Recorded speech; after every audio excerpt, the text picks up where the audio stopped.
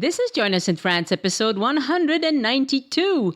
Bonjour, I'm Annie, and Join Us in France is the podcast where we talk about France, its many quirks, its history, its language, and destinations in France you want to learn about because hopefully you'll be visiting soon. On today's episode, I chat with Claire Armstrong about how she and her husband retired from their jobs in the US and soon after moved to France. She outlines all the steps and bumps on the road and how they succeeded and are living in the southwest of France. Show notes and photos for this episode are on joinusinfrance.com/192, the number. And folks who are subscribed to the mailing list will get the extra with the outline of the steps Claire tells us about. Join Us in France is brought to you by Patreon supporters and Addicted to France, the small group tour company for people who want to enjoy France to the fullest with zero stress. Check out our upcoming tours in May 2018 on addictedtofrance.com.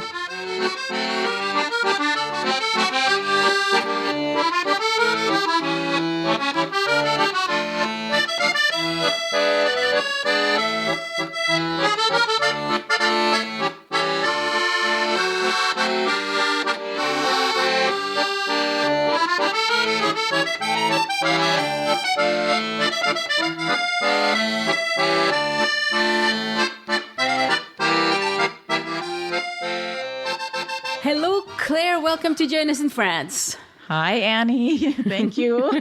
It's very nice of you to come all the way to my house to record an episode. I know, isn't this fun? Last time we recorded, I was at my desk at my house in the United States. Is that right? Okay. Wow. A lot has changed. Yes. So you were on the show before. That was episode 115. And it was to talk about the area around Nice and Camargue. And is that it? We did Nîmes, Camargue, and Nîmes, not Nice. Gorge Town a little bit. Okay. Yeah. We talked about the area where you actually were born. Yes. And you've been back to visit many times. Yes. So you're French-American. Yes. Born in France. Moved to America when you were very young. Yes. Very young. And moved back to France recently. You just retired. You're a young retiree. Exactly. Okay. So let's talk about your move to France and how you pulled it off. Obviously, you have a big advantage. You're a French citizen. Well, or were you? France didn't think so at the time we were applying for our visas. Ooh, do tell about that.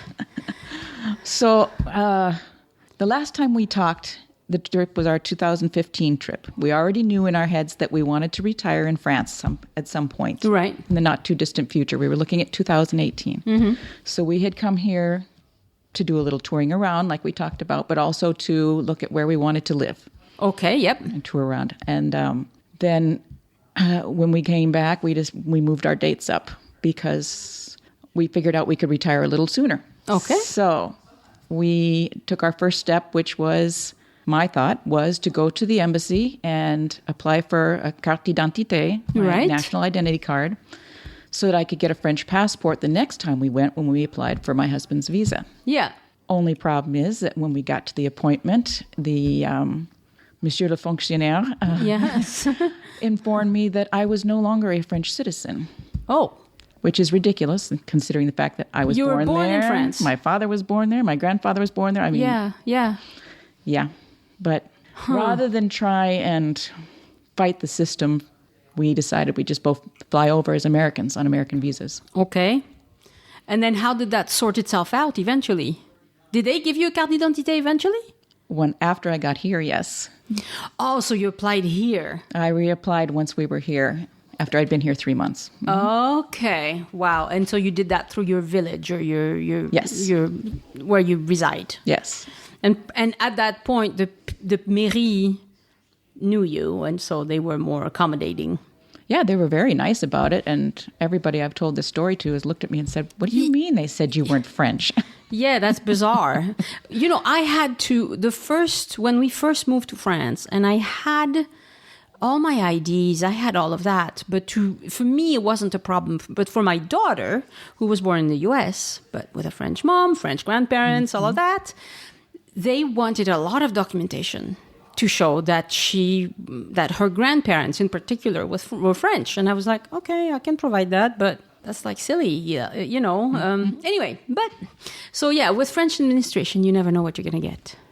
Especially consular. Which consulate did you Chicago. Chicago. Are they harder than others? As far as the visa process went, they weren't. Okay. So you applied as an American to get a long-term visa to come to France. Yes, long-term tourist visa. Long-term tourist visa. Okay. So that one is good for how long? A year. Okay.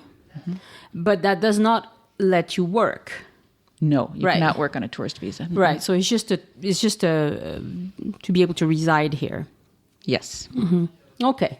So how did that go? It went pretty easily. You make an appointment online, and you can't schedule an appointment more than 30 days out from when you would like to have your appointment. Okay. So you really have to kind of watch the website for openings because they fill up fast. Okay. So then you apply you go online to get an appointment. You have to present yourself in person. Yes. And you have to bring the required list for all the things for your particular type of visa. Okay. So passport photos, your valid passport. We had to provide proof of address in the USA, proof of a round-trip ticket. Okay. Proof of travel, health insurance for the full year. Proof of accommodation in France. So hang on, the health insurance, was it enough to have like travel health insurance, or did you need more than that? We didn't need more than that. There are some companies that specialize in visa insurance. Yeah. And we went with one of those. Okay. We went with it was a minimum of $50,000 coverage. Okay. And can you tell the name? Do you remember the name of the company? IMG, I remember it as being on the paperwork. We never even used it. I mean, we bought it, but we never needed to use it. Yeah. But it's really easy. If you There's a bunch of them probably. Yeah, if you Google visa insurance, and a bunch of them will pop up, and instantly you can print your proof that you have. Okay, yeah. So that part was easy. Yep, that was the easiest part, yeah. Yeah. I think so. Mm-hmm. What else did you need? Proof of accommodation in France. Oh, that's a little hard to do. That's a little harder. I had an advantage in that I was able to have my father write a letter using his address in France because he has a house that he comes to a couple times a year for a few weeks at a time. But I did realize after I asked him to do that if you... we ended up going to a Gîte, staying in a Gîte when we got here. Mm-hmm. Even though I used his address as my legal address, I could have used the Gîte. As long as you can provide a copy of the proof that you have a contract to rent. Yes. That counts. Okay, so the average person can person could just come to France, select a Gîte, rent it for 6 months or whatever, and then so long as you have your lease for that. Yes. However the minimum time is, maybe a few months, because a Gîte is not. It's not like leasing a house or something. For a normal lease in France is 3 years, but for a Gîte, I think they have shorter periods. Oh yeah. Anywhere from a week to however long. Right, so you can just decide. And I've told several people that renting a Gîte is a good way to go because it's much easier than renting a house. Because the rules in France protect renters. And so people who rent homes are very reluctant to rent to foreigners because the foreigners can't, they're not sure. They're like, I don't know. And if there's a problem with that person, I can't get rid of them, essentially. It's very hard to get rid of a tenant in France. So, and I noticed when we were applying for the place we live now, because we rent, we didn't buy, they asked us at least 3 different times, and you're going to be here all year long? You're going to use the place all year long? They were very, particular about that, it seemed. Yeah. I said, yes, we're really going to be here. This is our residence. Yes. Yeah, okay. So you went through you used your father's address. Yeah. But you could have done it with a Gîte. But I could have done it with a Gîte. I know, I realized afterwards. And it's easy because... we used Gîte de France. We just went to their website, and you can do it in English. And so it's very easy to rent a Gîte. Oh, you wouldn't as a French speaker. So you wouldn't even have to come see it? No. You could just rent it online? Lots of pictures online, and that's what we did. Wow. We actually rented it right before we came, Wow. That's a lot easier. See, I've met Americans who come to France looking for a place to rent, and it's always really difficult. It sounds like it was easier doing it that way. Absolutely. I highly recommend rent a Gîte for however long you want, and, give yourself time to... We rented for a month because we figured it wouldn't take us very long to find a place. Mm-hmm. And in actuality, it didn't take us long, but it was not available for another month. So we ended up spending 2 months in the Gîte. Right. And that was fine. Yeah. It was just perfectly fine. Actually, we got to do a lot of sightseeing during that month while we were waiting to move in. So that's good.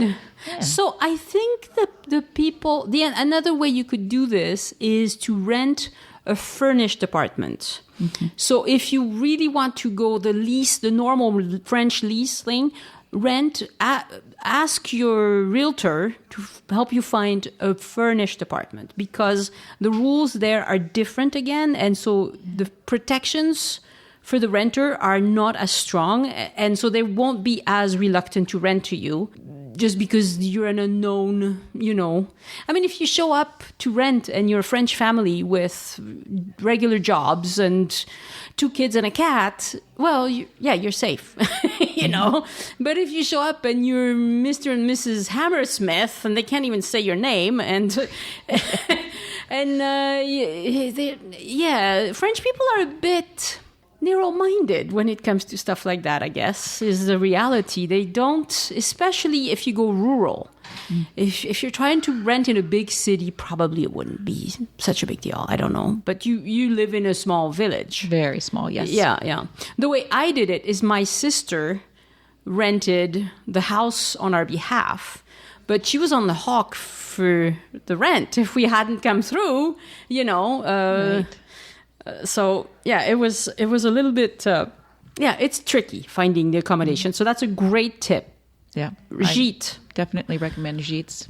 And then if you're a francophone, we spent a lot of time on Le Bon Coin looking at places before we came over. Yes. Le Bon Coin is the place where French people buy, sell, rent, lease, do all sorts of things.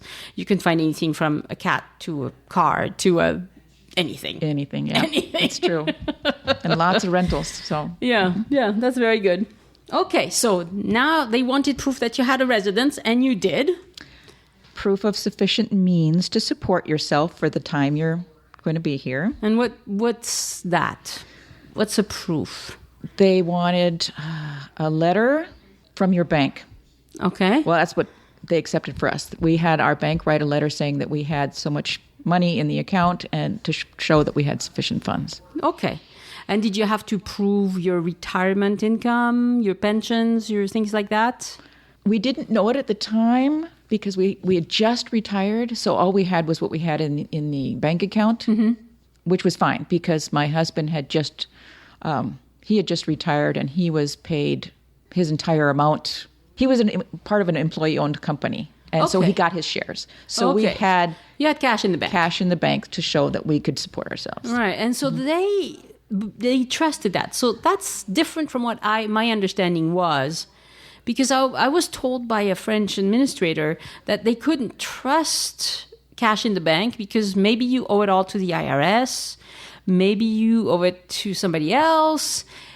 And so they wanted more, they were more after proof of regular income. You are right. I just remembered now that they did ask for more. And by that time, I had received my first statement of what I would be receiving as a retiree. Yes, I did have to provide that. I think they would be happier with a pension, even if it's not a huge pension or retirement income, something regular, than knowing that you have $100,000 in the bank because... They're like, well, maybe this guy's going to just blow it all on a boat. Mm. That's true. Yeah, I could see that. So, I think some people get in trouble like that because they think all they need is lots of cash in the bank. And French administrators, it's good, especially if you're dealing with in America. I remember the banker in France because we had just sold our house in the US. And so it was a good sale. We made money.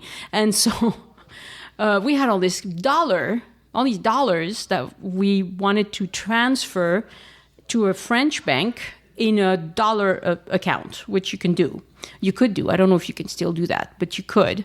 And he was like completely unimpressed. I was like, dude, that's a lot of money. Yeah.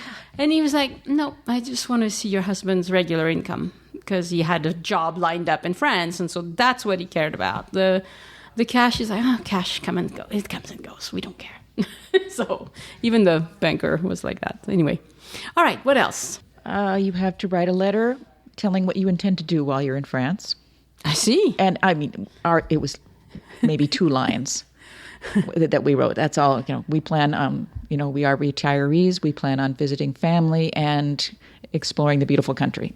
Yeah. Real simple. What are you going to say? I mean, and you have to submit also another one stating that you will not work. I will not work in France. Okay. And sign your name. Okay. Yeah, so it's like a déclaration sur l'honneur or something. Mm-hmm. On your honor, you state these things, and then if you break that, they can say, hey, look, you said you wouldn't. Yeah, very good. And the application fee, which, big tip here, even though the website said they accepted credit cards, they don't bring cash. My husband had enough cash to pay for his because he was processed first. And then while they were processing my paperwork, he ran downstairs to get cash to an ATM to get cash to pay for mine. Yes. Wow. So how much time did this whole thing, did it all of this happen on this one appointment? Yes. If you have all your documents together for the date of your appointment, then you're good to go. You're good to go. I mean, they give you, it arrives a couple 3 weeks later in the mail, the visa does. And they just give you your visa for 1 year. Yes. It was a little scary leaving our passports there with them, Oh, okay, You have to leave your passport there, and then they stamp it and put that copy of the picture that you brought with you and stamped it, and it's all. So that was a little unnerving. Yeah. And so that first year has come and gone for you. Yes. So what happened after that? When you get to France, you're required, part of the paperwork that they give you when they give you your visa is paperwork for the OFII, the Office of Immigration. Okay. And you're supposed to fill it in as soon as you arrive in France and send it to the local branch of the immigration office. Yep. And then they eventually call you in for an appointment where you get a medical exam and you get your sticker. You have to have your sticker validating your visa from the French side. Okay. Yeah. And so what kind of medical exam is it? Is it like your general? It's a real general checkup. I didn't have to do it because by that time I was able to say, hey, I'm French. I don't need this. But, of course, my husband had to go through it. So a chest x-ray required. Right. And then it's tuberculosis. Yep. And then it's just a quick, listen to the heart. Check your blood pulse. pressure. Yeah. You're alive. You're alive. Okay. Good to go. Good to go. They didn't ask you about HIV, communicable diseases, stuff like that. They do ask in the you your US. History, but that's all, Yeah. In the US, they made when I became an American citizen, they made a big deal about me proving that I didn't have HIV or other things like that. I was like, okay. Anyway, so, I lived this, it's going the other direction, the other way. And every country makes this a little bit difficult. I don't think there's a country in the world that says, hey, come here, it's easy. We all have... Walk right in, sit right down. Yeah. And so you had to go to this Office of Immigration. What is it called again? OFFI. OFFI. Not one I've ever had to deal with. OFII. I always mess that up. OFII. Office of Immigration and Integration or something. I don't know. Okay, all right. Off the top of my head, I can't remember. But okay, so you registered with them. Yes, and because our official address was my father's house. Yeah. The letter went to my father's house, was forwarded by my uncle, and the appointment was in Montpellier. Of course. Because that's the closest center to that my father's address. So we had to make a long trip to Montpellier. We couldn't call them up or email them and say, we live closer to Toulouse. Could you change it? It doesn't work that way. No. Once you have the appointment, you go there. Yeah, that's all. And so, and once you have that, what happens next? Once you have that, you're good to go. Until you decide whether you're going home or going to stay. So you don't have to renew this? Well, yeah. But Okay. I mean, for the year, you're good. You don't Yeah, have for the to go year, you're through good. any other hoops, no more hoops to jump through or anything like that. But then at the end of the year, you have to renew. Yes. And in that case, you do it at the Préfecture. Yes, we went to the Préfecture. Préfecture. And again, you make an appointment online. You make an appointment online. You make sure you have all your paperwork. They have a list also of what kind of paperwork they want. Yeah. Again, proof of your income and All of those things all over all of again. those things all over again, yeah. And they were surprised because our income is just my retirement income, which isn't that big. And then they kept asking me, this is it? This is all you have? Yeah, yeah. But it was fine. They let us through. But and when you do that, when you do your first renewal, you get an actual card. Okay, so like the carte d'identité look-alike thing. Titre de séjour. Titre de séjour. Okay, Yes. that's what my husband has. It's kind of pinkish. His Yeah. is pinkish. Yeah, it's pinkishy. Mine has a different hue to it. But it's exactly like a carte d'identité. But you have a regular carte d'identité. Yes, I do. Right, so... It's a little bit smaller. It's the only thing. Okay, all right. I noticed his was smaller than mine. Okay. All right. That works. Okay. And so you've had to renew it once or twice? He was once so far. Once so far. And the recommendation there is apply 3 months in advance. Right. Because it takes that long. It takes a long time. And hopefully, eventually, he'll be able to apply for a 10-year? Yes. Right. We tried to apply for his renewal under the vie privée as a spouse. Right. But for some reason, it confused them at the Préfecture because they looked at his visa and said, his visa is a visitor's visa. I said, yes, but we're married. Yeah.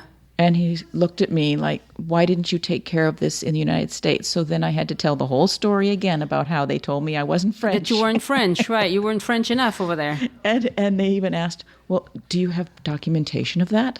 I said, no. I just said no, and I left. Right. See, big mistake. In France, you negotiate everything. When maybe not in America, because if this consular employee had lived in the US for a long time, maybe it wouldn't have worked anyway. Mm-hmm. But when you're in France, if they say no, don't leave. Just ask the question again. Try to give it a different angle. Try to, kind of negotiate your case. Plead your case. You're supposed to plead your case. If you just say, you go to a place and you say, can I return this? And they say no. And you go, oh, crap. And you leave. Well, you've made their life easy. They didn't have to deal with you. But if they say no and you say, oh, really? Because, your advertising says satisfait ou remboursé or whatever. You just start talking and you don't quit talking until they give you what you want. I have taken that advice. When we called the local maison de santé so we could get checkups done. And first thing they said is, doctors aren't taking new patients. Well, I didn't leave it at that. I said, well, I really need your help because we need a doctor. Can you suggest someone? Yeah. Hold on just a minute. Put on hold. 2 seconds later, get back off hold. You can see Dr. Such and Such at 10:30 on Monday. I said, thank you. In France, they will almost always say no first. And then you just, you have to, that's a perfect example. We're not taking new patients. And you just say, well, I need to see a doctor. I have a right to see a doctor. And that's one of the questions I wanted to ask you is if you've had to use French healthcare yet. Yes. Do you have the carte? I personally now have a carte vitale. Carte vitale, that's what it's called. But I didn't get it until January. Okay, and so we've been here took a since while. October of 2016. Mm-hmm. So it took that long because... Okay, partly because I didn't apply right away. Okay, all right. That's one of the things. Yeah. But I think you're eligible pretty quickly. I think once you've been in the country 3 or 4 months. 3 months. 3 months? After 3 months, you can apply. You can apply. Which is spectacular. I mean, that's like fast. It is. Yeah, that's super fast. Okay, and French healthcare hasn't been startling. I mean... It's wonderful. What's wonderful about it? It's so much less expensive than the United States. Yeah. Honestly, it's It's a good system, I realized. Being in the United States, I wasn't very aware. I just heard the term socialized medicine and thought, ooh, bad. Of course, yeah. It's Because it not, could be bad. It's not what Americans think, though. It's not a government-run medical office. It's the doctors are their own They're private practitioners. Yeah. You can choose your doctor. If you don't like your doctor, go find another one. And if you live in a village, you might have to drive a ways. Yes, we drive. But I mean, we live in a village that has a couple thousand people. There's 2 or 3 doctors, I think, in the village. So, we have a choice. I mean, we're close to a big city, too. I mean, that makes a difference, too. But, yeah. Yeah, no, it's wonderful. It was kind of funny the very first time going in, like you described it, and I don't know which podcast, but going in, having our little consultation, and then having the doctor look at you and say, that'll be 25 euros, please. Yes.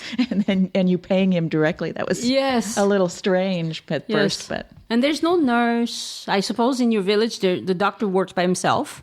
Yes, there was no nurse. Right.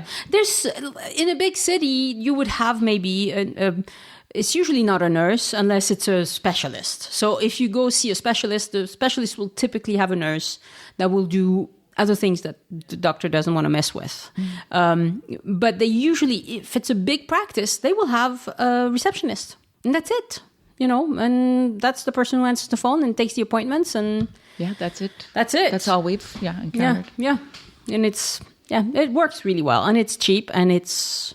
As you just heard, you eligible after 3 months. You could live as an immigrant. You could go to the U.S. and live there for 50 years and still not have health care, right? Well, that depends. Well, that's maybe a whole nother Yeah. I guess that depends on a lot of things. I always had like tech jobs in the U.S. and so we always had great health insurance. But I knew some people who were really struggling with that. So, but that's just a different thing. Okay, so is that it as far as the paperwork? The visa paperwork, yeah. Tell me about getting a bank account. How did that work? That wasn't difficult, I didn't think. Our priority, once we got here in October, it was the beginning of October 2016, our priority was to set up a checking account and buy a car so we could be mobile. Right. But you already had your Gîte by then. You already had your address. We already had our address, yes. Right. So you have to start there, folks. You have to start with getting an address. Yes. If you don't have a proper address with proper proof that you have this place to stay, nothing else is going to work. You got to start there. True. Yeah. Absolutely. We were asked for proof of residence with everything we did, everywhere we went. To get a cell phone, to buy... Yes, to get our cell phone. To buy the car. Car, probably they want to see a proof of residence. Yes, of course they do, because you have to do the paperwork. Mm-hmm. Yeah, so yes, start with procuring a place to stay, a proper lease. Yes. Mm-hmm. And then make an appointment right away with your bank, because you can't just walk into a bank and open a checking account. Correct. You have to call and make an appointment. And when we called, I was surprised when she said 11 days later. Yep. Yeah, 2 weeks. That's typical. And we were just biting our nails waiting, because we knew everything depended on getting that checking account before we could even think about looking for a car. So, Yep. The wait is pretty long. It's surprising, but you can't just waltz into a bank and open a bank account in France. No, it's not going to happen. They will make you wait. And if you just call it, so an American would do, I'll get mad and call a different bank. And guess what? The different bank is going to be the same thing. Exactly. They will make you wait, and depending on the bank, they might say, you're American, forget it. We don't even want to deal with you. Okay, that's another problem because of what's it called? FATCA. FATCA, yes. Explain, if you know a little bit. I don't know what it stands for, but the FATCA basically is some sort of agreement between France and the United States where any assets Americans have in French bank accounts are reported, have to be reported. So that means a bunch of extra paperwork for the French banks, and some of them just don't want to deal with it, and so they won't even open an account for you. Right. There's some French banks that will refuse you. We moved here before FATCA, but since my husband has tried to open, I guess they were brokerage accounts. And no, they won't open a brokerage account for an American, So I can do it in my name because I'm French. but we can't have a joint account because he muddles everything.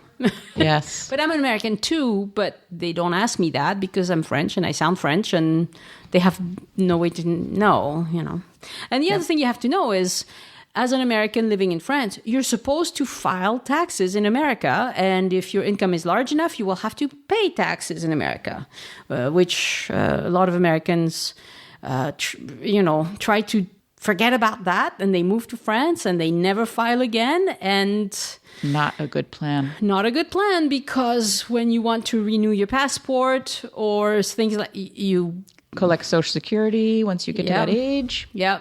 They are going to give you problems. So you are supposed to file, even if you don't owe, you're supposed to file every year, which is a pain in the behind. But what we've done is we've kept our CPA in the US. The same CPA that helped us when we lived there is still doing our taxes. She just had to learn all these things having to do with expats because it changes some things. But it's working out. It's been very good for us. And I would recommend you keep doing your taxes the way you've been doing them, just as somebody who lives abroad. Exactly. Yeah. You don't want to lose any of your benefits of being a United States citizen. Right. Yeah. Then you. It's a pain, but it's the rule. That's I, as a French person who lived in America for 18 years, I never had to file taxes in France, but Americans have it's a privilege. You're supposed to do all these things. So, and it's set up so that you can't be double taxed. Exactly. You just have to learn your way around how to work that on the system. But so do you do that yourself, or have you hired somebody to help you with that? We haven't hired anybody yet. We were going to try we did our first one ourselves because we decided just to get in the system and get a number. Right. That we would go ahead and submit paperwork. So we were only here October, November, December. We didn't have enough of an income for them to want to take anything. Mm-hmm. But at least we were in the system. This year we can apply online, whereas the first time you apply, you have to apply paperwork style. Mm-hmm. Mm-hmm. So right, and now you have to file in France too. Yeah, that's what I mean. Right. I've been filing in France. Yeah, we filed our American tax papers just like we always did. You always did, yeah. You just kept doing the same thing. But we filed in France so that we would be in the system. Yeah. And I found the French tax people not to be that difficult. I don't know. I only went a couple of times because they were missing this or that, or they wanted this or that. And they were pleasant about it. I don't know. I was surprised. I was thinking, oh my God, this is France and this is tax people. It's going to be awful. I thought the same thing, but when I took my paperwork in, and of course my income is still from the United States. Right. I don't know if people realize that if you're living in France, you are taxed on your worldwide income. So yeah, I don't earn anything here because I don't choose to work here. Right. My income does come from the States, but I have to report that. And so all my paperwork was in English. And I thought, oh boy, I can just see it now. Somebody's going to want an official translation or something. Mm-hmm. Nope. She asked me one question about one item on one of the pages, and other than that, she was fine. Yeah. No, I was surprised how easy that was for us as well. So if you are planning to move to France, don't stress too much about that. It's probably going to go pretty easy. Yeah. So, okay, I'll let you go down the rest of your list if you have more, but I have a few questions for you too. Oh, okay. No, that was my list for what requirements for the visa. I was just thinking that, timelines. Ah, well. Like I said, you have to, think about, you want to do all this stuff ahead of time. You don't want to wait for the last minute to be applying for your visa to get over here. Mm-hmm. But, So it took you, from the moment you went to the website and applied for an appointment, maybe you couldn't get an appointment right away? Yeah, I had to watch the website until there was appointment time open. I knew when I wanted to go. Yeah. But it was more than 30 days out, so I had to watch when it tripped over so that when you go on the website and they list the dates that are available, they only go to certain points. So a week later you get on, you see the calendar's been extended. So you can, so I was... You were watching it. But lurking, yes. Yeah, but that didn't take months. It probably took a few weeks. No, it took a few weeks. Yeah. And then did you have to wait a long time for your appointment? It was almost the full 30 days out. Okay. All right. They get booked up really fast. Okay. So maybe that's 60 days and... Yes. By then you had done then you should have a good cushion between when you apply and when you fly because, you want to have the visa show up in your house before you get on the plane. Right. And that took you 3 or 4 weeks to get the visa? Yeah, mine came in like 3 weeks. Okay. 2.5 weeks to 3 weeks. Okay. And we had purposely scheduled our visa appointment for a month before. A month and 3 days, I think it was.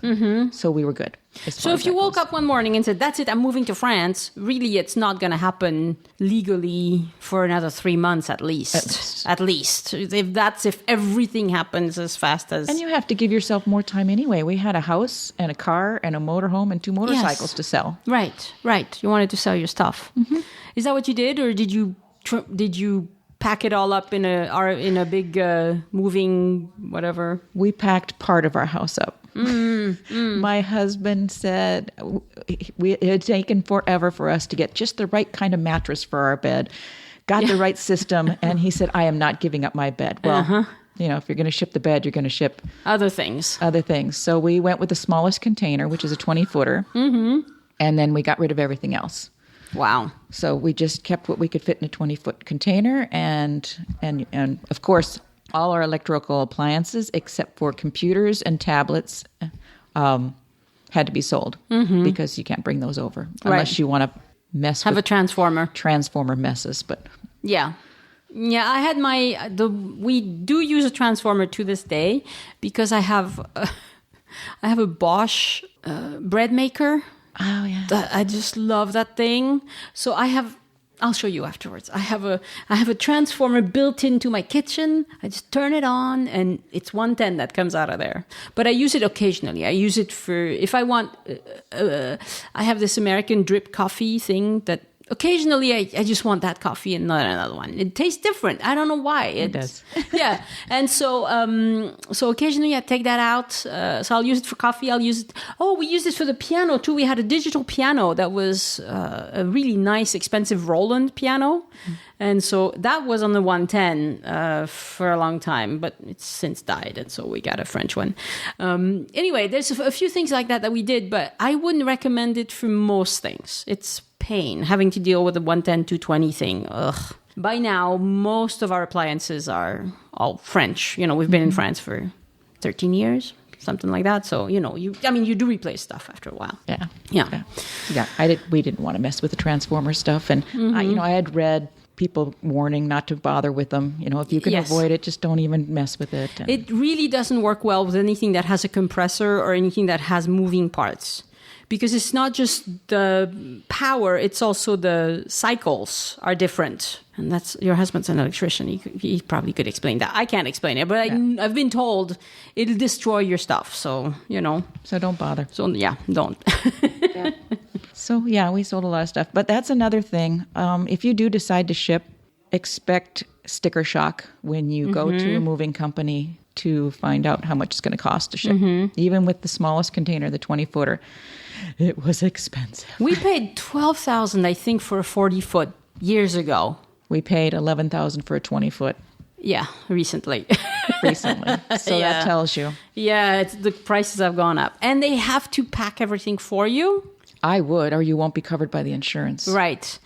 And we've been told by, we know somebody who works for the customs in France, and they said, anybody who moves in from the US, we don't want guns coming in, so that's why. It has to be professionally packed, and then if you are bringing in guns, they are declared, we know what you're doing, and you're not going to be a smuggler, So that's what he told me. I don't know. But they're picky, yeah. Yeah, there's some restrictions on that. Okay. They're very picky. I mean, even though we went through a movers, and so they provided paperwork to help facilitate the whole process.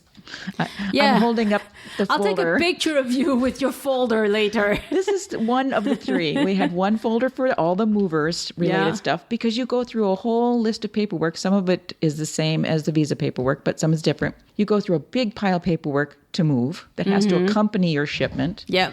Then we had another folder that was all the visa related stuff. And then we had a third folder that was all related to getting our dog over here.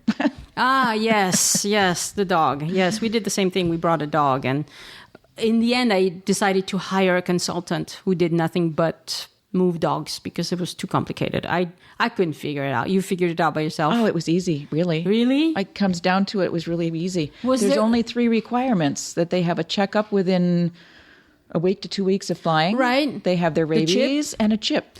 Right. The thing that was complicated is that there were no direct flights between Salt Lake City and anywhere in Yes. France. But now there is one. Now there's a Salt Lake Paris direct. And that was the complication because to transfer the dog so the dog had to fly to San Francisco and then Air France to Paris. And then from Paris to Toulouse. And my sister was going to pick up the dog in Toulouse. And that was just, it was just complicated because we wanted the dog to arrive before we did. Mm-hmm. We wanted to make sure she was going to be okay. I don't know. I didn't want to be flying at the same time as my dog because I would have worried about it constantly. So I just thought, okay, we'll ship her a few days before we go. She'll arrive. She'll be in my sister's hands. And then we fly, which is what we did. And it worked out. But the dog was completely insane. She was freaked out. She was like this 1-year-old standard poodle. Mm-hmm. And she was like nuts. My sister said, I have never met a dog so clingy. She immediately bonded to my sister, wouldn't leave her side. She was afraid. I can imagine. She was really probably freaked out. Traumatic. Yeah. Yeah, she was really freaked out. We didn't even want to do that. We were concerned about ours. So Right. Air France is the only ones that do this, just so you know. But you can fly Air France flights. They have up to 4 spots for a dog in a special area of the cabin. Of the Underneath the suit.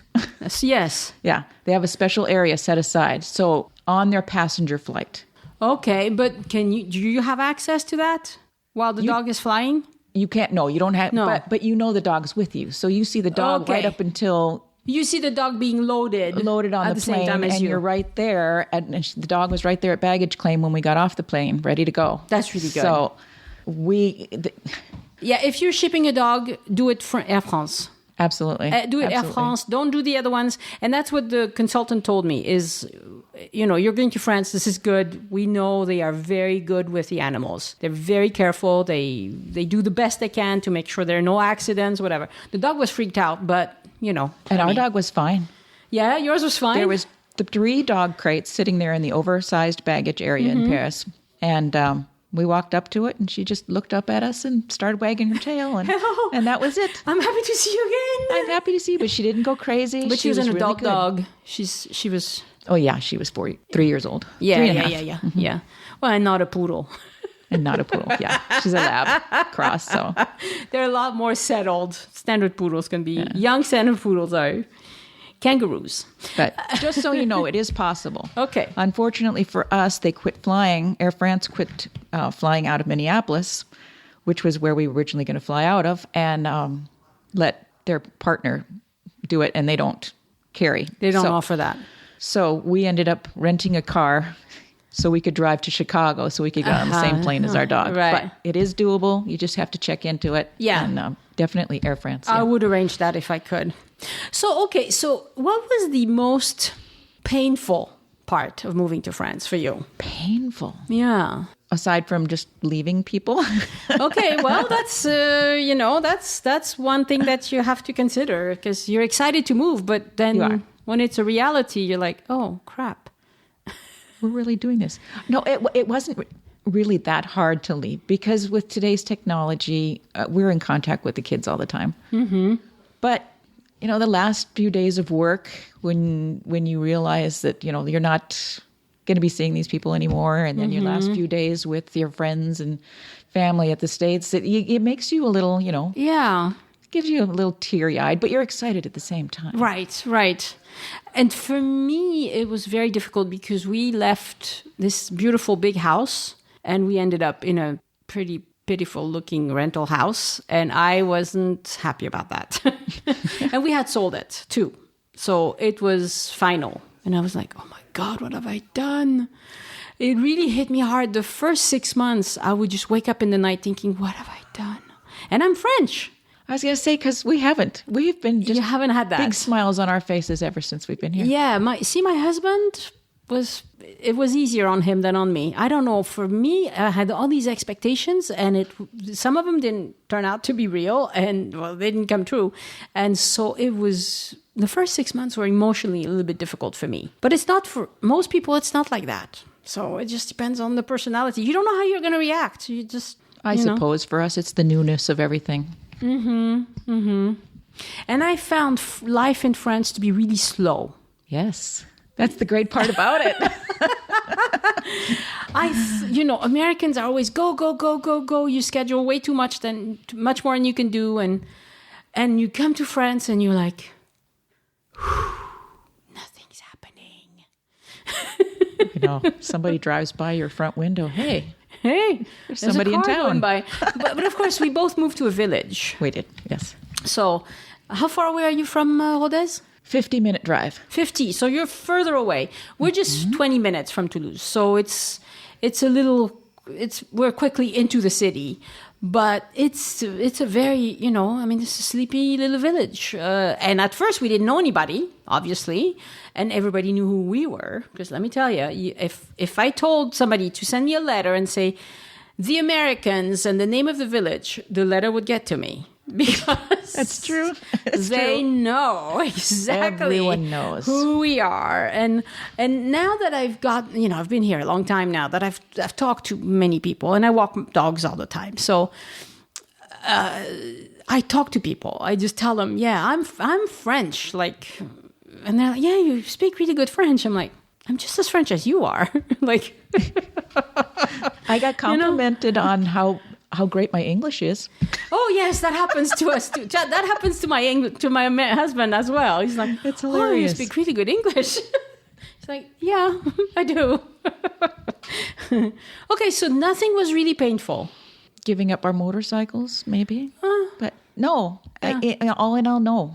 You could get more motorcycles here. I know, but the restrictions on what size you can get and your first license and all that is. That's true. It's different. Yeah.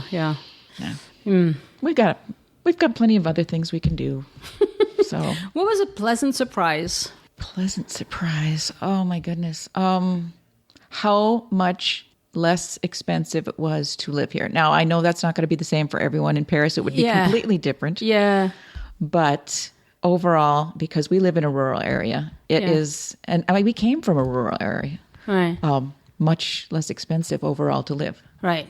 And also, French life is not super commercial. So Americans buy products. They buy things. They change. Like when I go visit my friends in America, I swear to God, every time I go, they've changed their TV, their sound systems. Every year it's all new. And in France, you buy a TV, you keep it until it dies.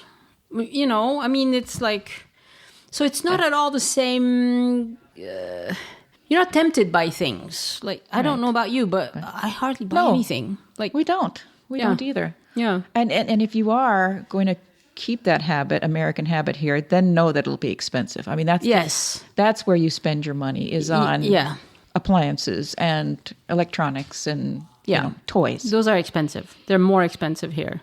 Things that are cheaper, like my cell phone plan is super cheap compared to my American friends. Super cheap. Yeah. Amazingly cheap. We have our cell phone, our internet, our TV, and our landline phone all wrapped into one. Less than $100 per month, people. Yep. And you can call America. All we want. All you want. It's the same. I could call, I can call international. I can, anything. Like, it's all included. And I pay for just my phone. We don't have an all-inclusive package like that. But my cell service is like $18 a month. 18 euros, sorry, a month. And it's great. Cheap. It's cheap. It's great. I don't need any more. So, and if I go anywhere else in Europe, I don't even roam.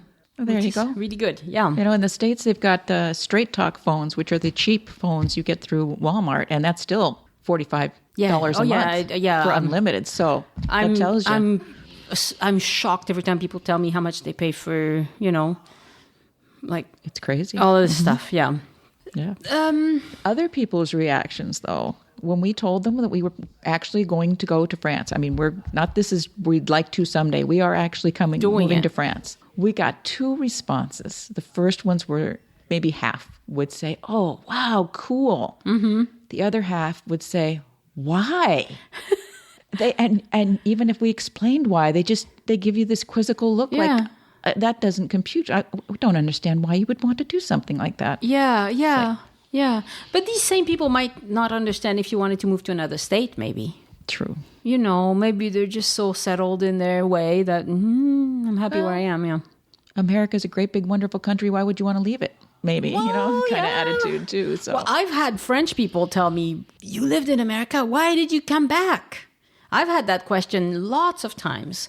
And I just tell them, you know what? No country is perfect. This one isn't perfect. America is not perfect. Some things about France are wonderful. Some things are just annoying. But you have to choose. You have to live somewhere. Pick a place. And if it doesn't suit you, move on. But I think the experience of moving is fabulous. Eventually, I'm really glad I did it.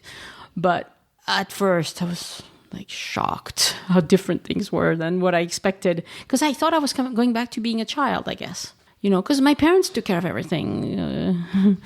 Good experience, sure. Because I was pretty much, when I left France, I was a late teen. Mom and Dad were still doing everything for me. So I was going to suggest some books. Oh, good. I just have to bring them up real quick. Yeah. We also made extensive use of the website expatforum.com. Expatforum.com, okay. You can ask just about any question about moving to France, and somebody on there will have very good knowledge. I relied on them many times. Plus, I used 4 books, which I constantly went back to, were Living in France Made Simple by Tanya Bulatovi. Okay, I'll put links to them in the show notes. Living Abroad in France by Aurelia D'Andrea, and Retiring in France by David Hampshire. Okay. And then there's a small one, a mini one. It's a small one. You don't need to spend the money on it if you don't want to. It kind of gives an overview, and it's called Relocating to France. But yeah, I'll give you the very good, very good. links to those. Yeah. That's good to know that these resources are out there. What I liked about them is they had checklists and things to keep in mind, and gave you an idea of, okay, when you arrive, you have your house, you need to call EDF, who to call for water, who to call for electricity. Yes. EDF is the power company, and they've changed names. Now it's entity. Yeah, it's depending on where you are. I don't remember what it is. We had a power outage and people showed up and I was like, your truck doesn't say EDF. Yeah, I don't know whether to trust you or not. It was pretty obvious what they were going to do. But it's changed a lot. But yeah, you need to know how to get your ducks in a row, because you definitely want water and power and sewer and all that stuff set up quickly. We lived at my sister's house for a month, while waiting for a container. But you didn't do that. You went straight to your Gîte. We went straight to our Gîte while waiting for our container. And it was supposed to arrive in November. So we rented a garage. It did not arrive on time. We moved into our place on December 1st. Well, technically we could move in, but we had nothing yet. So it finally showed up December 7th. And we shipped it. It was packed up on August 11th. Oh, wow. It sat on the docks in Marseille for quite a while. So August 11th through December 5th? 7th. Technically, it didn't get shipped until September. They just came and picked it up earlier and had it ready to go. Right. So you flew to France when? October 4th. Right. So your house is all packed. You've sold your stuff. Your house back home is empty. Well, or getting empty and sold and whatever. And you're in limbo for several months. That's kind of difficult to take emotionally for some people. Oh, yeah. We lived out of our 2 suitcases each, one large, one small, for 4 months straight. Right. Yeah, it's 2 not months fun. before we left and 2 months after we got here. Yes, and then if you're going to sell the house, that introduces new complications. Yes. Not everybody wants to do that, but it's... Ugh. For us, my best friend in the whole wide world took us into her home, so we spent 2 months at her place. So we didn't have the hassle of long-term hotel, or what do we do? Right. But there's something to consider. Right. And so when you arrived in France, did you go to a hotel? When we arrived... Or you have family? We actually came straight down here. I mean, we stayed in a hotel on our way down, driving down, but we came straight to the Gîte. But you didn't have a bed or anything? The Gîte was furnished. Oh, the Gîte was furnished. Okay, good. Aren't they all? Yeah, probably. Okay. I thought they were. Yeah, probably. They had everything we needed. Everything. Okay, so your Gîte had all the... Yeah, okay. Dishes, okay. Dishware, and glasses, and platters, and, you know, a little place to sit, and a nice TV. The TV that they had there even had closed captioning or subtitles in English for Tony, so that was great. Nice, yes. Yeah. That's good. So, I need to ask you about your French. How vital is it to speak French? It is super vital to speak French. My husband says all the time, I can't imagine being here if you didn't speak French. Mm-hmm.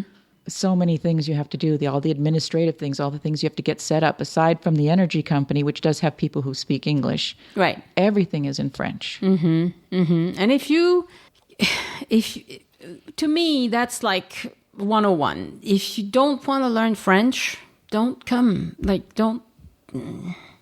We have a good friend who has lived in France forever, and her French is really, really basic, and she gets away with it, but she's the only one I've ever met. But she lives in a big city, and so probably that's a difference. But otherwise, it's so hard. But her husband speaks French. See, that's probably the thing. Her husband probably takes care of things that when she can't do it. So at least one of you needs to speak French. Exactly. Yeah. Tony had an MRI done the other day, and so I had to go into the room initially. Couldn't stay there, of course. Right. But I had to go in the room initially to get the instructions from the technician translated for him, so he knew what he was supposed to do. Yeah, right, because they tell you to breathe, not breathe, whatever. Yeah.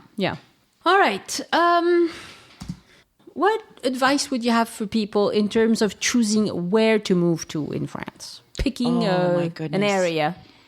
A couple of those books that I mentioned talk about that too. There's so many variables. It depends on what you like to do. Yeah. It depends on whether you prefer city life or rural life. Yes. It depends on whether you're willing to kind of strike out and be the token American in, hundreds of kilometers around you. Yes. Or not. Whether you're brave enough, or whether you want to be in a community where there's a lot of English speakers. Then that's the case. You move to the Dordogne, where everybody speaks English. Dordogne or Provence or Paris would have the most English speakers. There are places in France where there's hardly any Americans, like La Picardie, areas not so far from Paris, but, like a couple 100 kilometers away from Paris, surrounding it. There's no Americans there. No, none. We haven't encountered any Americans anywhere near us either, although there are a number of Brits. Mm-hmm. Mm-hmm. So there are Brits around. Yeah. In Toulouse, we have a fairly large contingent of Americans and British, both. There's some, but it's because it's Airbus town, and so a lot of them don't stay very long. But I'll be interviewing a couple who moved to France as well, and they chose Toulouse because it's really important for you to think about what you want. Yes. And absolutely. I'm sure if you're moving, you're going to do this. But sometimes people aren't thoughtful enough about stuff, and they end up in a situation that doesn't suit them. Like, there's parts of France that are really so rural that they'll never really be accepting. Like, they'll never integrate you because they're not used to having foreigners at all, of any nationality. It's not that they're mean or anything. It's just, it doesn't come into their brains that, and I'm sure there's places like that in America too, Oh, yeah. Yeah. So pick places wisely. You have to know what you're comfortable with. Do your research, definitely. The climate too. I mean, there's places that are cold and wet. Well, that's definitely what we were considering. My family of origin lived farther down south, near around the Nîmes, between Nîmes and the Mediterranean. Mm-hmm. They're spread around down there, and we knew that we did not want to live down there because it's ridiculously hot and humid in the summer. Yes. So, yes, definitely take your weather preferences in consideration, too. Yeah. So we picked where we picked because the weather was more moderate, and it was close enough that we could visit family when we wanted to. Mm-hmm. not have them show up on our doorstep when we didn't want them to. But, close enough. And yet we had the weather we wanted. We had the, size of a town we wanted. Oh, l'Aveyron is beautiful. It's a beautiful, beautiful place. It's gorgeous. We're up in the northern corner. So, you take you drive your car maybe 3 kilometers and you're in the Cantal, or the other direction and you're in the Lot. Yeah, no, it's a pretty corner. It's a pretty area. And I mean, most places, there's not very many places in France that I wouldn't consider scenic, but that one is particularly scenic, I think. It's absolutely very nice. Gorgeous. Hills and all sorts of really nice stuff. You mentioned buying a car. Do you have any tips for that? Did you buy it on Le Bon Coin or? No, we did. We went to a car dealership, Occasion, a used car dealership in Rodez, and walked around the lot. We had researched and thought about what we wanted. We did look on Le Bon Coin, but we didn't buy. Right. We didn't want to deal with because that's like a person to person. That's a personal sale, so you have no recourse, really. I don't think exactly. Yeah. So we wanted to deal with a dealership, but we wanted to have a good idea of what was available and what we thought we wanted, and we found what we were looking for at the used car lot. We put I think it was 500 euros down on the one we picked. Then you have to go to your bank and get everything set up for the to get it paid for, even if you're paying, quote unquote cash, if you're paying upfront for the whole thing, right? You still have to go to your bank, get that all arranged. And then a week later, you pick up your car. You get your bank check. Yeah. So it's not like in the States where you could conceivably walk in the morning and, drive out in the afternoon. No. Same day. It won't happen. No. Okay. So we've done that several times because I have a ex-brother-in-law who sells cars. Oh. And so whenever I've wanted a car, I just walk in there and pick one and I walk out with it. And then later we do all the paperwork. So I drive on his dealership plates and stuff for a while. And he's fine with it because he knows I'm not a lunatic. But, it's just, they wouldn't trust you to do that. Nobody else would. Right. If it's so not don't family. expect to be able to drive off the lot with it. Yeah. No, it takes a while. Everything takes a long time in France. We're not... right now society, if you call to make an appointment, probably it'll be 2 weeks, but the thing that Americans think that is not true is that if you have a medical emergency, you'll have to wait. No, you don't. If there's a medical emergency, your doctor, if you go to the doctors and he listens to your heart and he goes, something's wrong with that person's ticker, you're going to be going straight from the doctor's office to the cardiologist now. And they will fit you in now. So all this stuff you hear in America about socialized medicine being, super slow and you'll die before they see you. No. Not like that. Not here. Not here. Not like that. Yeah. No. What do you wish you knew before you did this? Anything you wish you knew? Oh my goodness, that's a good question because we really did our homework. We were studying for at least a couple of years before we actually did it. Yeah. You went online, you did all this expat stuff. Lots of research, yes. Yeah. So we would know what we were in for and could plan for it. I can't think of anything except the minor thing that I've been accused of having an accent when I speak French. And I have to laugh because the first time she said it, I thought she meant I had an American accent and I was going to be I was angry almost because... No, you don't sound like a typical American person, no. No. We've only spoken French a little bit. Yeah, but no, I speak French. Yeah. I say my French R's the right way, Yeah. And it finally dawned on me after our mayor told me, that was the other thing, integrate. To get involved in activities locally and integrate. Yes. So how did you do that? I worked with children before I retired, so I missed them, and I mentioned that. But I actually went to the mairie and asked for a list of the local associations. And she told me what they were, and then the last one she mentioned was it's not an association per se, but they have what they call the activité périscolaire, which is basically extracurricular activities. Yes. And so they have volunteers who take turns coming in for these activities and sharing their expertise or just being a helping hand for whatever, the theme is for that week. So I said, that's for me. So I jumped into that. So and what did you do with the kids? Let's see. Last year, I just kind of was more of a helping hand with some art activities. Yeah. And some when springtime came and we did some walking around, looking at plants and Right, they always want people to supervise, yeah. This year, I volunteered to do a segment of Taekwondo with the kids. Oh, fun. So we did that. We did that in November. They haven't hired you to do the English yet? No, actually, one of the teachers at the school, elementary school, has pretty good English. The kids started counting in English for me while we were doing Taekwondo without me even asking them to. Oh, look at you. Yeah, Very good. Yeah. So, definitely. So, yeah, get involved. So we've done that. We've joined a local hiking club. I've joined the local dance group. Very good. Danse folklorique. Oh, nice. And you get the costumes and everything. no, we don't have costumes. It's just learning the dances for fun and then All right. getting together and dancing. That's good. Yeah. And and gym. They have gym class in town, so I go to the weekly gym class with the other ladies in town. How big of a village is it? Small. 350. Oh, that's pretty small. Yeah. That's very small. It's very small. We have And you have other villages nearby? a bar. One bar. One bar, that's it. No bakery. Nope. Ooh, bread truck comes twice a week. Okay, all right. Meat truck once a week. Meat truck once a week. You don't have like the groomer's truck and the haircut truck and all that? No. Our village gets those.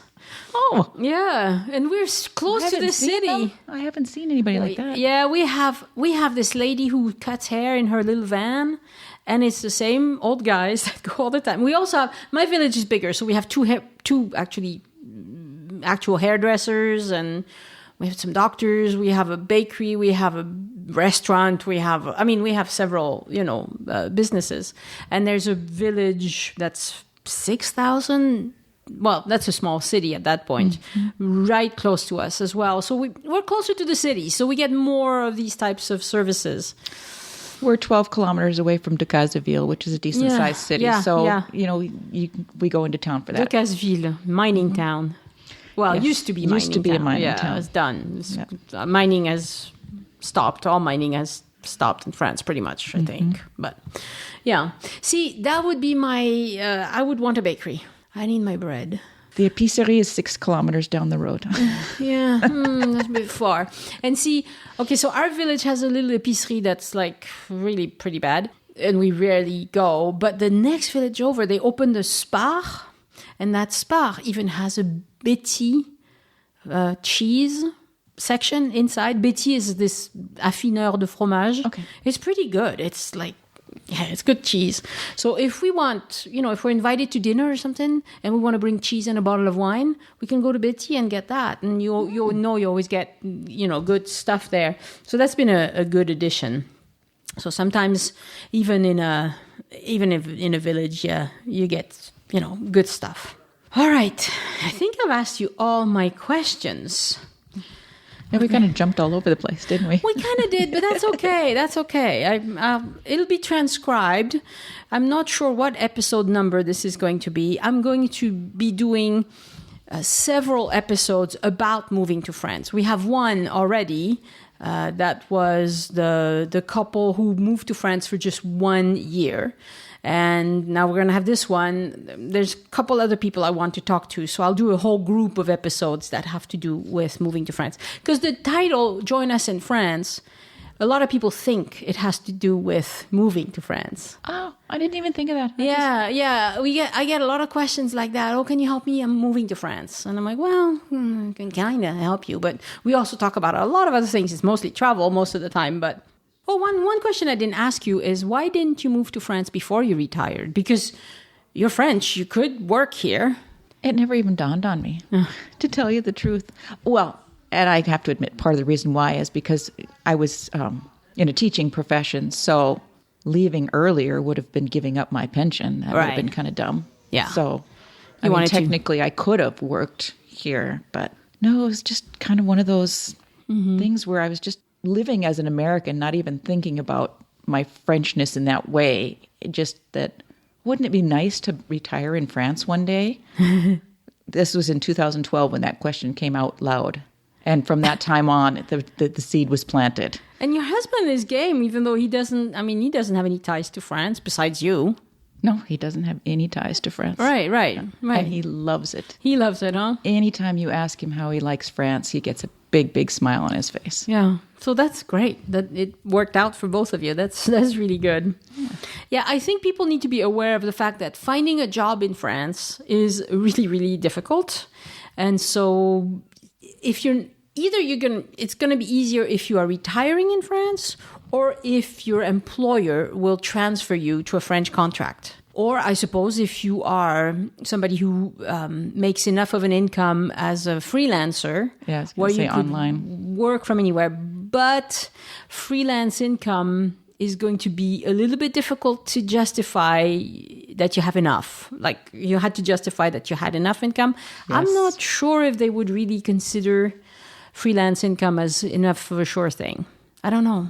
You're probably right. Yeah. If any other people listening have done that, moved to France as a freelancer, I mean, long term, okay, not just for 1 year, because that's different. But if you move to France and you have been able to stay when you or both you and your partner are both freelancers, I'd be curious to know, because that would be... The great thing about being a freelancer in France is if you pull it off, you have health insurance. Everybody has health insurance in France. Mm-hmm. Freelancer, not freelancer, whatever, everybody gets it. You might have to wait a few months, but in those few months, like you said, you pay 25 euros to the doctor. Exactly. It's cheap. We went to the cardiologist. It was 51. Right. Cheap. Yeah. So even if you pay out of pocket, it's not going to break the bank like it would in America. So don't sweat it too much. Like it's a specialist. I've paid as much as 75 for a specialist, but that's still crazy cheap. Yeah, compared to what we were paying right before we left for our checkups right before we left. And have you heard French people complain about French healthcare that it's because they have to pay for a drug that they didn't used to or something? Oh, yeah, I've heard those little complaints. Oh, they are constantly complaining about that. It just kills me. They're like, oh, yeah, I used to get this eye drop and it was free and now I have to pay 2 euros for it. It sucks. They're so mad. They're like, oh, the healthcare system is going to hell in a handbasket. They don't realize how and I'm like, good they have it. You have to pay $2. Maybe relax a little bit. But French people don't see it that way. And French people are complainers. Have you realized that? Oh, yeah. Yeah, people... Of course. French people, c'est des râleurs. On râle. So how would you translate that? Râler. To grumble. Grumble. You meet a French person and go, how you doing? And they go, I don't know, I have a backache. Or something. That's true. They never go, oh, I'm great, ever. Like, especially in villages. In the cities, it's different. But in villages, people are always like grumpy. But if you talk to them for 5 minutes, they'll get to the happy parts. Oh, yeah. It's just right up front. They go, oh, I don't know, my dog died and the neighbor's cat keeps pissing on my plants or something, This is what they'll tell you right up front. And you're like, oh, okay. Well, those are not big problems. Yes, me, but that's being French for you. Take that on stride, yeah. Yeah. Just don't believe French people complaining. It's all an act. All right. Are we done? Yeah. Yeah, probably. The only thing, prélèvement. Oh, yes. Paying for your energy bill and paying for your water bill. Let's talk about that. That's an important one. Yes. I've learned to always have a copy of my RIB. Relevé d'identité bancaire. Yes. Pretty much all of that stuff operates on you signing paperwork and the energy company or whichever pulls it out of your bank account. And you have to have your RIB number handy or a copy of it available to set up payments for everything from your phone to your electricity to water, sewer, garbage, everything. Our internet stuff. Yeah. You pretty much you never send a check to pay for things. I mean, seldom. Yeah. Seldom. If you're going to... Okay, my daughter went to get some blood tests recently, and I had to, for some reason, they didn't ask her to pay right then, and then they sent a bill, and then I had to send a check. But it's really unusual. Usually they will ask you to set it up so that you can do the virement, which is the automatic payment. And that's how France operates. So you're in the middle of your exchange for paying for something or buying something, like our Internet Protection Security Service. And do you have your RIB with you? Oh, yeah. Here you go. Now you do, because you're gonna need it. Yeah. And they're very easy. Like if you go on your bank website, you can print your own RIB from there. It's easy. You make lots of copies. Yeah, you make copies and you just keep one in your purse, and you never know when you Along with the copies of everything else in your entire life. Yes, you need to have paperwork. Lots and lots. We didn't insist on this very much, but French administration is very punctilious. Is that a word? Yeah, I think so. Yeah, they just want everything just so. And they want for you to prove your address, and to do that you need an electrical bill. But not just any electrical bill. It has to be less than 3 months old. Yes. Well, by now, we pay yearly. And so I just look at them and I'm like, you still pay your power every month? Because I don't. And they're like, no, you're right. I don't either. So, okay. And it's evolving, but very slowly. And if I, Annie Sargent, want to do something, I have to bring a bill in my name. Yes. If it's in my husband's name, it won't count. Nope. And if, it's the same the other way around.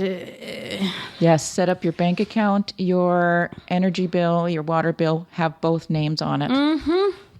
Because if I'm the one who did a lot of those calls when we first arrived, because, my husband speaks very good French, but I was doing it. And so my name is on everything. And so if he needs to prove his address, he's stuck. I'm screwed. Yes. So I set everything up too, but the bank account has his name primary on the.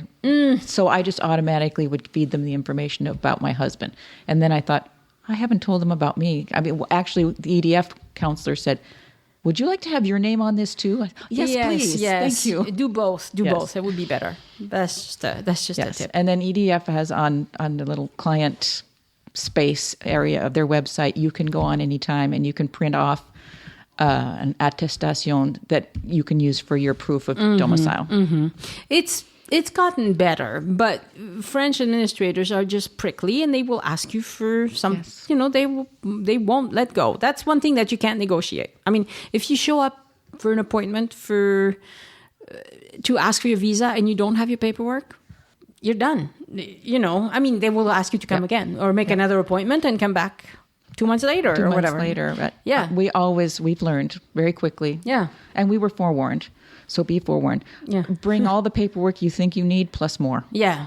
And we brought extra copies of, even though Tony has his titre de séjour right now, he insisted on bringing his passport down on this trip because he said, you never know. They might decide for some reason they don't like the card. Yeah, no, it's true. So, yeah. Always. Be prepared. You're going to be prepared to have a nice big fat folder. I'm that you keep surprised things in. how many times they ask me for your ID. Like, you check into a hotel. Some hotels don't, but some do. They ask you for your ID. I'm like, okay. And some don't. I don't know what the rule is, Anyway, so we're administration heavy kind of country. We like to have our papers. So if you hate papers, France is not for you. We take it in stride. Everything else is so wonderful about living here that we can deal with the red tape. Very good. Thank you so much. You've shared a lot of great tips, and I love that you were prepared with a list of how things went. And I love the thing about the Gîte. I've been telling people that, but it's good to hear that that was your experience. In English, even so. You can do it in English. You can do it before you even ever show up in France. Yes. Just rent a Gîte for a month, and you're good. Mm-hmm. Start there. Thank you very much, Claire. Oh, thanks for having me. It's fun to visit. Okay. Au revoir. Au revoir. Thank you, Richard Ray, for pledging to support the show on Patreon this week. And my thanks to all the other patrons who support the show month after month. Thank you for giving back. To support the show on Patreon, go to patreon.com/join us. Patreon. Join us, no spaces or dashes. And thank you so much. And thank you, Shrikant Komineni, For your one-time donation, I hope I said that correctly, a guidebook costs $20. The podcast is as helpful as a guidebook and a lot more entertaining to listen to, I hope, than reading a guidebook. Yes, how could it not be? So I appreciate those of you who donate. No personal update this week because this episode is long as it is, but Elise and I will have to tell you about our dental misfortunes, which apparently were very much in sync because it happened at the same time. And we'll get together probably tomorrow if she can put up with the pain of having had some work done on her teeth, probably tomorrow. On the show next week, I will tell you about strange French foods that you need to know about because you will see them listed on daily specials at restaurants. They are strange enough that I suspect most of you will not want to eat them. So it's good to be warned about those things, isn't it? The best way to connect with me is via email, Annie@joinusinfrance.com, or if you have a question you'd like answered on the show, leave a message 1-801-806-1015. You can also join the awesome Join Us in France closed group on Facebook, where lots of knowledgeable folks hang out and exchange France trip advice. Au revoir. Have a great week of trip planning. The Join Us in France Travel Podcast is written and produced by Annie Sargent and copyright 2017 by Addicted to France. It is released under a Creative Commons Attribution, Non-Commercial, No Derivatives license.